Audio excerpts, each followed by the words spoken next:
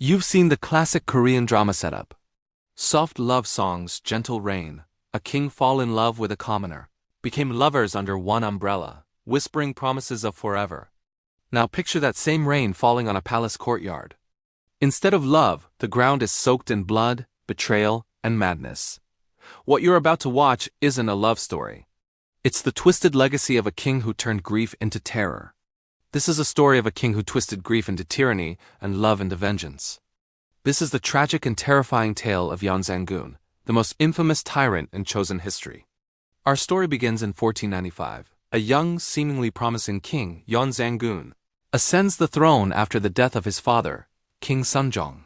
The court held its breath, hoping for a wise and benevolent ruler. For a few years, it seemed they might get their wish. Yeonsangun was intelligent, artistically inclined, and appeared dedicated to his duties. But beneath this calm surface, a storm was brewing, one that would soon unleash a tempest of unparalleled cruelty upon the kingdom. The fuse was lit the day he discovered the dark secret surrounding his mother, the deposed Queen Yoon. Yeonsangun learned that his mother hadn't died of natural causes as he'd been led to believe. She had been forced to drink poison, a victim of vicious court politics and factional strife. The officials who had slandered her, the ministers who had signed her death warrant, they were all still walking the palace halls, enjoying power and prestige. This revelation didn't just break Yeonsangun's heart. It shattered his mind. Grief curdled into a burning, all-consuming desire for revenge. The son's love for his long-lost mother became a king's justification for a bloodbath, and so, the purges began. First came the literati purge of 1498, followed by an even more brutal one in 1504. Yeonsangun hunted down every single person connected to his mother's death. High-ranking officials, respected scholars, their families, their students, no one was safe. He didn't just execute them, he made them suffer. He devised gruesome tortures, ensuring their final moments were filled with agony. This wasn't just justice. It was a spectacle of rage. In one of the most macabre acts in Korean history, Yeonsangun ordered the body of a long-dead official, who had been instrumental in his mother's downfall, to be dug up from his grave. The corpse was decapitated, its rotting remains publicly desecrated. He then posthumously restored his mother's title to Queen Jeon and ordered her remains to be exhumed and brought to the palace. He forced the terrified court officials, many of whom were the sons and grandsons of those responsible for her death, to bow before her skeletal remains and beg for forgiveness. The message was clear. His vengeance transcended life and death. But his tyranny didn't stop with revenge. It spiraled into a complete rejection of the very principles his kingdom was built upon. He turned his sights on Sungkyunkwan, the most prestigious Confucian academy in the nation, the heart of Chosun's intellectual and moral life. He saw the scholars not as pillars of society, but as arrogant hypocrites who had failed his mother. So he did the unthinkable. He expelled all the scholars and converted the hallowed halls of learning into his personal pleasure palace. Where books and philosophical debates once filled the rooms, Yeonsangun filled them with entertainers, musicians, and hundreds of women, turning a center of wisdom into a den of debauchery. Yeonsangun's paranoia grew. He became convinced that the people were plotting against him, whispering insults in the streets. He saw danger in every corner, every shadow, every written word. He developed a deep hatred for Hangul, the Korean alphabet created by his own great-grandfather, King Sejong the Great. Why?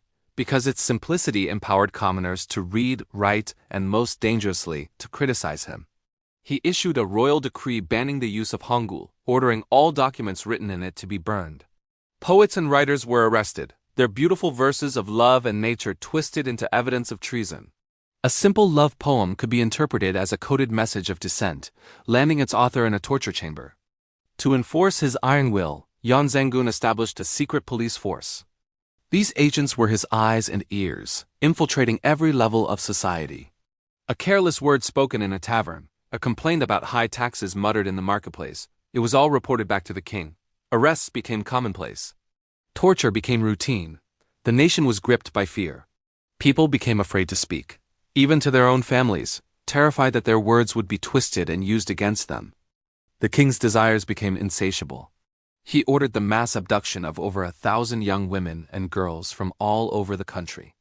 They were taken from their homes, from their families, and forced into the palace to serve as his personal entertainers.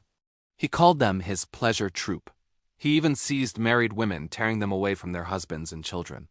Dissenting ministers who dared to voice their opposition were met with a chillingly elegant form of execution.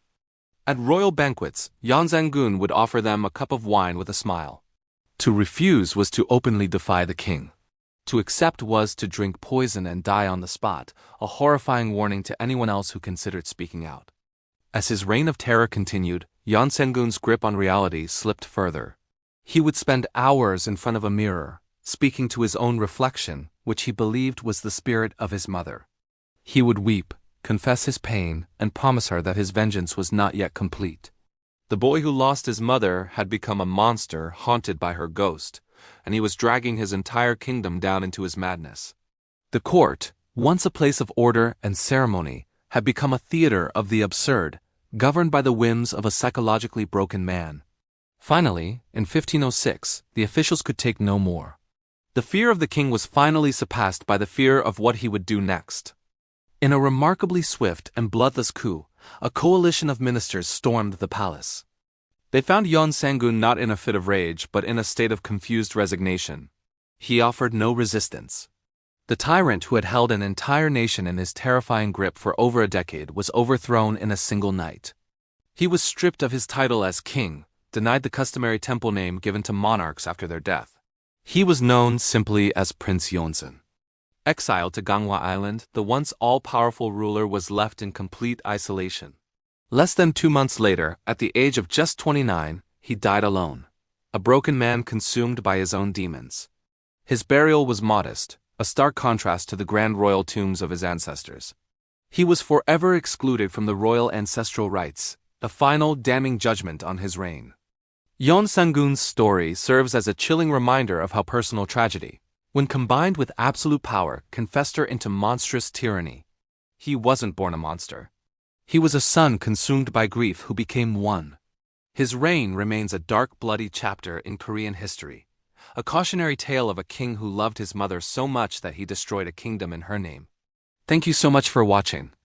If you found this dive into history as fascinating as I did, please hit that like button and subscribe for more stories from the past.